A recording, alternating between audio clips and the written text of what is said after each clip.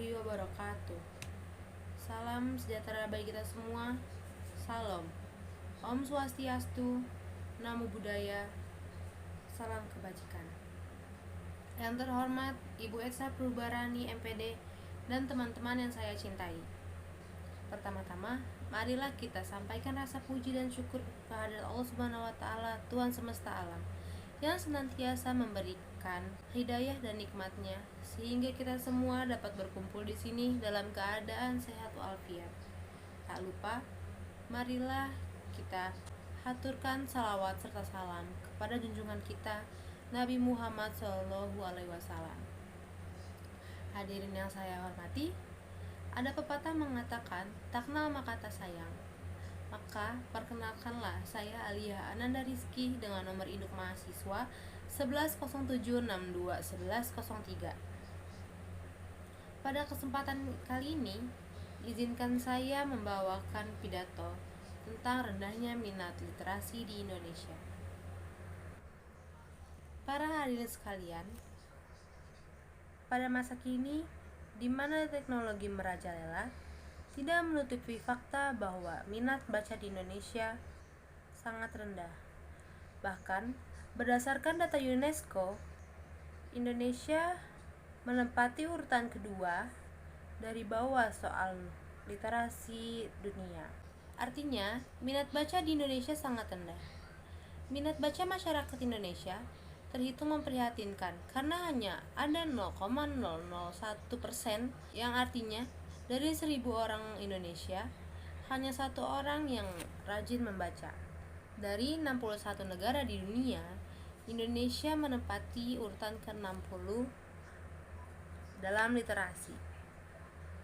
Hadirin sekalian, menurut Eric Stanley, Head of Language Center and Hospitalism and Tourism Innovation Universitas Ciputra, membaca memiliki keterkaitan dengan budaya. Data tentang rendahnya minat baca di Indonesia tentu menjadi pengingat kita. Namun lanjutnya, membaca adalah budaya yang merupakan hasil dari budaya yang telah berlangsung sejak lama.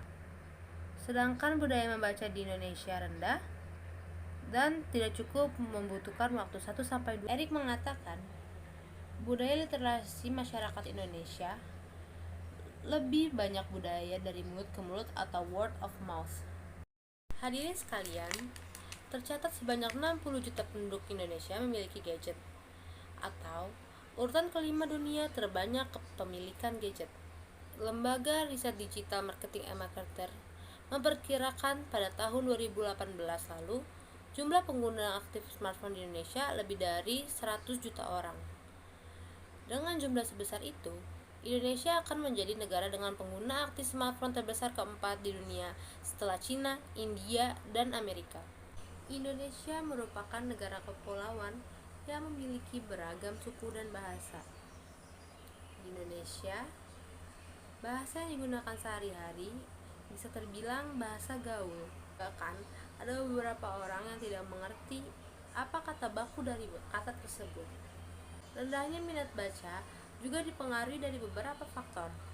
Yang pertama, guru dan orang tua kurang mendorong kebiasaan membaca anak.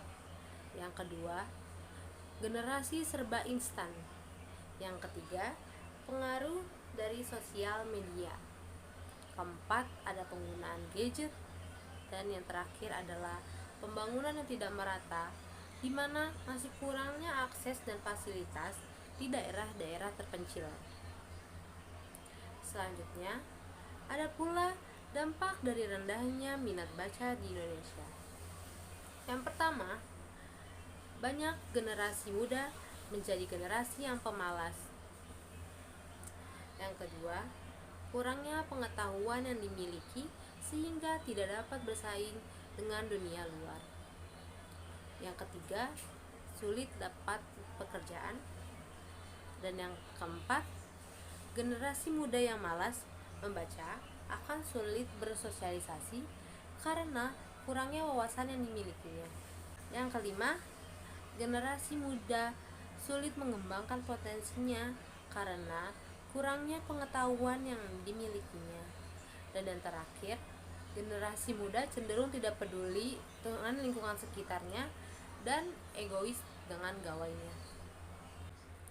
Karena dengan fakta yang ada bahwa banyak sekali program perpustakaan mini, RPTRA dan lain-lain sekarang menjadi tempat yang sepi pengunjung karena mindset anak zaman sekarang adalah memainkan gadget untuk bermain game online, sehingga sangat sulit untuk mengincrease jumlah pembaca di Indonesia.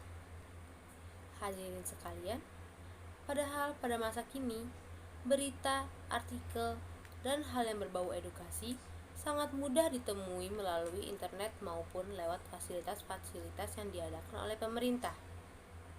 Sebagai contoh, terdapat perpustakaan nasional di dekat balai kota. Fasilitas tersebut dapat menunjang minat baca teman-teman semua dengan tempat yang mudah dijangkau dan pendaftaran keanggotaan yang sangat mudah.